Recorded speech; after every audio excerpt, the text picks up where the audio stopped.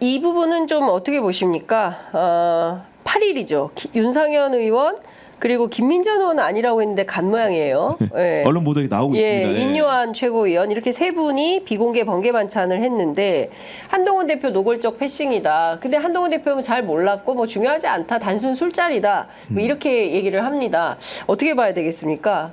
뭐 실제로 단순 술자리일 수 있을 거라고 보거든요. 대통령이 아주 정교하게 한동훈 대표를 왕따시켜야지라는 마음을 가지고 설계한 자리는 아닌 것으로 보이는데요. 그러니까 저는 아주 일반인의 감각으로 그 뉴스 처음 봤을 때 어떤 생각이 들었냐면 그 일요일 저녁 번개 만찬이지 않습니까? 네. 그러니까 보통 저희 같은 사람들도 이제 그 한 주를 잘 시작하기 위해서 일요일 저녁은 굉장히 심기일전을 하면서 그렇습니다. 일들을 준비하고 있는데 네. 대통령이 국정을 운영하시는 분께서 물론 뭐 좋은 마음으로 번개를 한 것이겠지만 일요일 저녁 늦게까지도 사람들과 만나가지고 술을 먹는다고에 네. 대한 좀 물음표가 당장 생기더라고요. 네. 예, 참 그렇다. 월요일 근무를 어떻게 하시려고 일요일 오후 4시에 술을 드실까? 예, 뭐 물론 뭐 얼마나 드셨는지 혹은 네. 술을 마셨는지 여부 자체가 확인이 네. 된 건 아니지만 네. 예, 그런 생각이 들더라고요. 근데 워낙 그 음주를 좋아하시니까 그 가능성이 높다라고 국민의힘 사람들이 얘기해줍니다. 단순 술자리다 이렇게. 언론을 통해서 알려진 얼개에 따르면은 예. 수도권의 한 중진 의원, 예. 아마도 윤상현 의원을 윤상현 일컬는 것 의원인 같은데, 것 윤상현 같아요. 의원 같은 경우에 이제 중진 의원이 결국은 번개 만찬을 제안했고 대통령이 수긍하면서 멤버 구성을 하다 보니까 의료계 전문가인 의료 대란 문제가 있다 보니까 그 인요한 최고위원과 그리고 뭐 정치적으로 분석력이 뛰어난 교수 출신인 뭐 김민전 최고위원을 데려갔다라는 뭔가 행위 구성을 하고 있는데 네. 실제로 의문은 뭐냐면 그 최고위원 중에서 두 명이 가게 되면 아무래도 그 뭔가 만남을 수락하는 입장에서 대통령 측에서는 뭔가 구성을 다양화할 생각을 왜 못했을까? 결국은 이게 알려짐으로써 이 만남이 알려지게 되면 정치적으로 해석을 낳게 될 거라는 예측 정도는 삼척동자도 다 하는 상황 아닙니까? 그럼에도 불구하고 이런 멤버 구성을 해서 갔고 또 보도 양태를 보면 네. 전날 밤에 만찬을 했는데 다음날 아침에 조간에 나오는 거예요. 네. 통상적으로 임기 중간에 대통령실에서 만찬을 하게 되면 그 참석자들은 그 내용을 비밀화하는 경우가 많습니다. 그렇습니다. 한 달 지나서 알려지거나 2달 지나서 본인의 가치를 고양시킬 때 알려지는 게 보통 태반인데 과연 이 보도는 정말 하루도 지켜지지 않고 바로 다음날 알려졌거든요. 그러면서 그 결과가 어땠습니까? 대통령실이 의료 대란 문제를 깊숙이 심의했다라고 보도가 되는 게 아니고 친한계를 배제했다는 프레임을 가지고 되면서 당정 갈증을 고조시키는 형태로 용도가 써먹는 거거든요.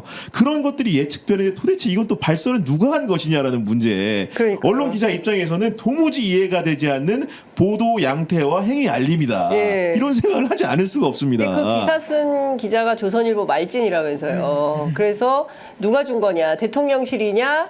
뭐 수도권 중진이냐? 뭐 여러 설이 난무하는데 뭐 김은지 기자 취재된 게 좀 있으세요? 뭐 그 부분은 저도 확인을 못했는데요. 근데 결과적으로 이 보도를 통해서 네. 윤석열, 한동훈 둘 다 루즈루즈 게임을 했다라는 생각이 듭니다. 네. 이제 한동훈 대표 같은 경우에는 무언가를 여야 의정 협의체를 만들면서 해보려고 했지만 결국 힘이 없구나라고 하는 것을 다시금 확인시켜줬기 때문에 모양새가 많이 구겨졌고요. 그리고 사실 윤석열 대통령에 대한 사람들의 실망감의 반영이라고 하는 것은 공사 구분을 잘 못한다라고 하는 것이라고 생각합니다. 그것이 대통령다움이 없어서 자꾸 지지율이 떨어지는 것인데 아무리 화가 나도 공적 자리에 있는 사람이 가지는 공적 태도라고 하는 것이 있는데 역시나 대통령은 공사 구분을 못하는 사람이구나. 만찬 갑자기 취소해놓고서는 추석 전에는 일정이 바쁘다라고 네. 분명히 이야기를 했는데 네. 이렇게라도 갑자기 시간을 내실 수 있는 분이라는 걸 확인을 했잖아요. 그러니까요. 두 사람 모두에게 굉장히 손해가 된 보도라고 생각합니다. 아니, 그러니까 이게 앞말 뒷말이 전혀 맞지 않는 대통령실의 해명과 태도 때문에 오히려 더 촌극을 빚는 상황이 되는 거다. 이를테면 추석 전에는 뭐 자꾸 정치인들이 밥 먹는 자리 보이는 게 민생이 어려운 상황에서 한덕수 총리도 얘기했잖아요. 경제는 좋은데 민생은 어렵다고 하셨다.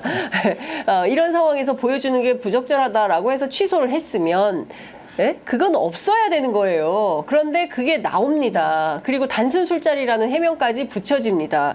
국민들은 지금 응급실 뺑뺑이 도느라고 애가 지금 의식불명되고 뭐 100km를 가서 수술을 하고 사망하는 사건이 벌어지는데 제주도에서 서울까지 올라와서 그러니까요. 애를 낳았다고 했나요? 산모가. 그러니까 이게 보면은 만찬을 둘러싼 두 개의 국면이 당정 갈등 국면에서 발생을 한 건데 처음에는 원래는 지난달 30일에 그 새로운 지도부와 대통령실의 만찬이 계획이 돼 있었죠. 근데 그 한동훈 대표가 2026학년도 그러니까 내년도 입학 정원을 유예하는 게 필요하고 원점에서 검토가 필요하다고 하니까 그 부분에 대해서 이제 사실 어떻게 보면은 삐걱이면서 양 당정 관계가 만찬이 이제 추석 연휴 이후로 미뤄진 것인데 이번에도 보면은 결국은 의료 대란 문제가 중요하긴 하니까 또 만찬을 번개로 잡은 겁니다. 그래서 토의를 했다고 하니까 그 이후에 한동훈 대표 액션이 어떻습니까? 물론 당정 관계 상의 여부는 정확히는 모르겠지만 이번에 나온 게 2026학년도 뿐만이 아니고 2025. 의료계를 여야 의정 협의체로 끌어들이기 위해서는 2025년도 의대 정원 문제도 원점에서 검토하지 못할 이유가 뭐가 있느냐 맞습니다. 이런 얘기를 하고 있는 거고 예. 결국 만찬이 빚은 여러 가지 행위 양태라는 것이 중요한 그런 상황들을 두 개나 만든 상황이 됐다. 그리고 이제 이 문제는 대통령실이 일단은 굉장히 소프트하게 답변하고 있지만 분명히 앞선까지는 국무회의에서 발언을 짚어보더라도 기본적으로 올해 입학 정원에 대해서는 굉장히 완강한 조건을 걸지 않고 무조건 안 된다는 입장이었거든요. 근데 한동훈 대표가 어떻게 보면 어제 승부수를 던진 상황이 된 겁니다. 근데 그 결심을 하게 된 계기도 역시 촉발 계기 중에 하나가 이런 만찬이 아니었을까라는 만찬 생각을 배제. 좀 예. 감히 좀 해보게 됩니다. 그러니까 저는 결국은 윤한 갈등, 그렇죠? 그리고 결국은 한동훈 왕따 프레임. 그러니까 그래서 한동훈 대표를 내쫓으려고 하는 거 아니냐라는 식으로 프레임이 설정될 수밖에 없는 정치 구도를 만들고 있다. 근데 누가 이렇게 판을 짰는지는 모르겠지만 결과적으로 이거는 정부 여당에게 결코 좋은 보도는 아니다. 이제 말씀을 좀 주신 거고요. 지금 다 떠나서 앞서도 말씀드렸지만 국민들은 사는 게 너무 힘들고 네. 고통스러운데 8월 24일 날 대통령 내외가 골프를 쳤다는 제보가 이제 장경태 의원실로 들어간 거죠. 그러니까 화재 참사 때문에 장례식을 하는 날인데 그러거나 말거나 오후 5시에 잡아해서 골프를 쳤다고 한다면 대통령실이 어떻게 해명할지 모르겠습니다. 어제 밤에 이제 있었던 일이기 때문에 갔으면 갔고 안 갔으면 안 갔다라고 명확하게 해명을 좀 해야 되는데 김용현 장관 같은 경우에 본인은 아니기 때문에 만약에 이게 사실이라면 장관직 그만두겠다라고 해서 그건 아니다라고 하면 그것도 확인을 좀 해볼 필요가 있겠지만 대통령은 그냥 자기 일정들 소화하는 겁니다. 김건희 여사도 마찬가지예요. 뭐 사과를 해라 뭐 해라 얘기하지만 됐고 그냥 자기 일정 소화하는 겁니다. 그러니까 이런 방식의 저는 두 개의 나라 누굽니까?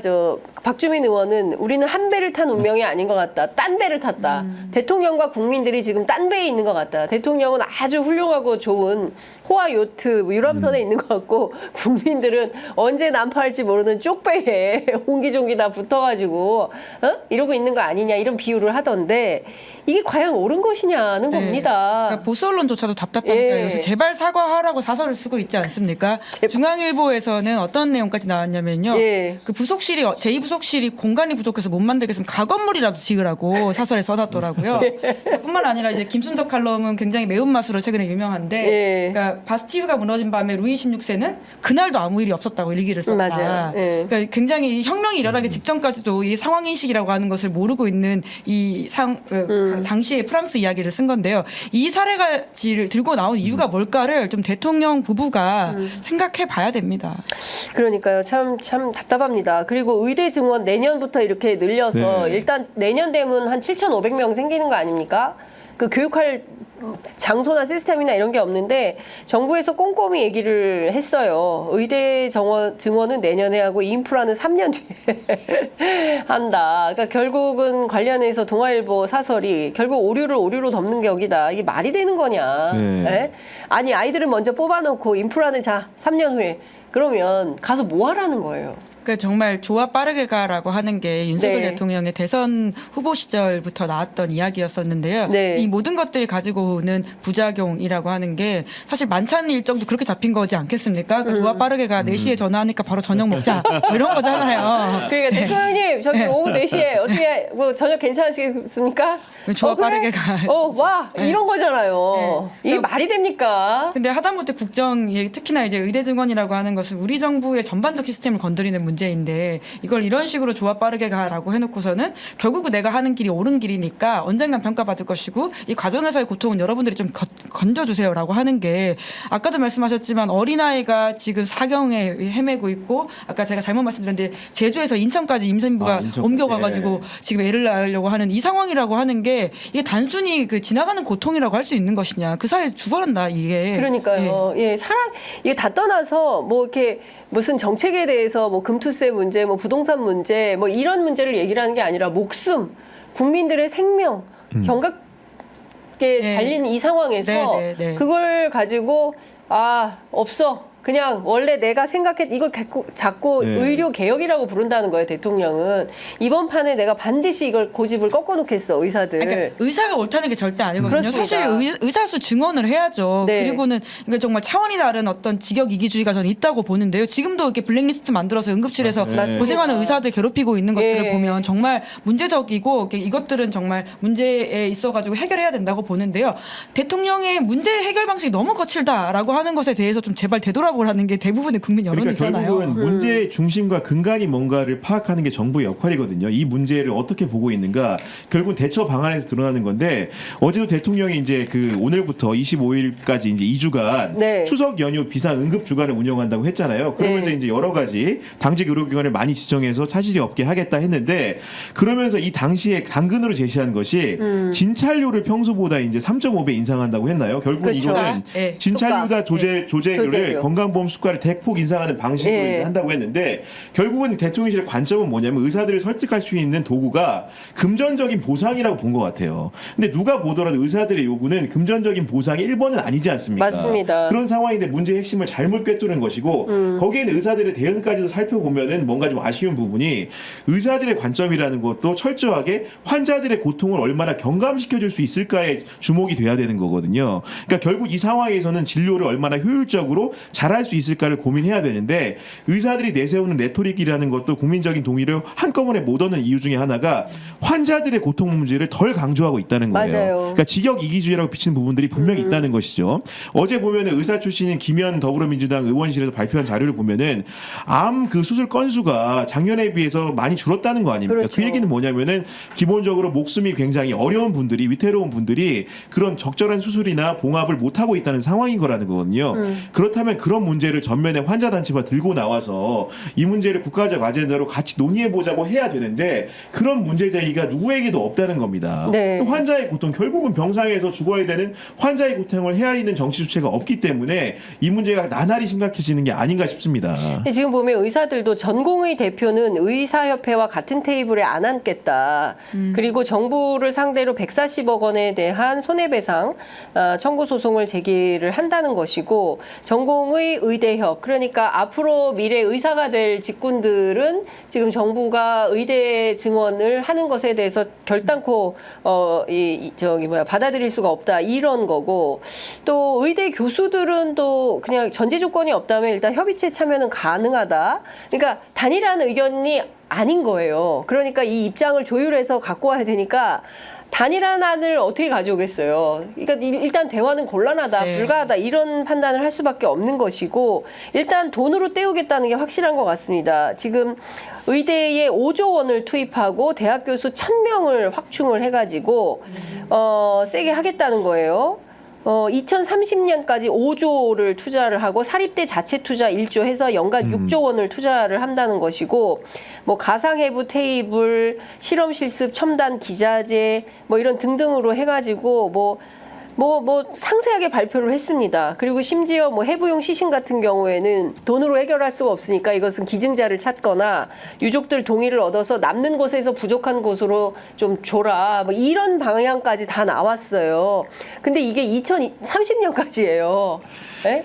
그리고 당장 내년에 사람은 뽑겠다는 거고 이런 정책 엇박자에 대해서 지금 아무도 조율이 안 된다라고 한다면 네. 대한민국 정부가 제대로 돌아가는 게 아니다라는 비판을 안 할 수가 없다라는 생각이 좀 저는 들고요. 이쯤 되면은 사실 그런 거라 차라리 해봤으면 굉장히 충격적인 그런 실험요법을 통해서 해볼 필요가 있는 건데 네. 7개월째 의정 갈등이 평행선이잖아요. 안 풀리면 국민들도 사실은 단편들만 계속 마주하게 되거든요. 그 한동훈 대표가 이재명 대표하고 하자고 했을 때 생중계 회담을 제안했잖아요. 정말로 이 부분은 뭐 KBS도 좋고 MBC도 좋고 SBS도 좋으니까 3사 공동 방송도 좋고 종편까지 다 하고 유튜브도 다 해도 좋으니까 국민들한테 무제한 토론을 한번 보여주자.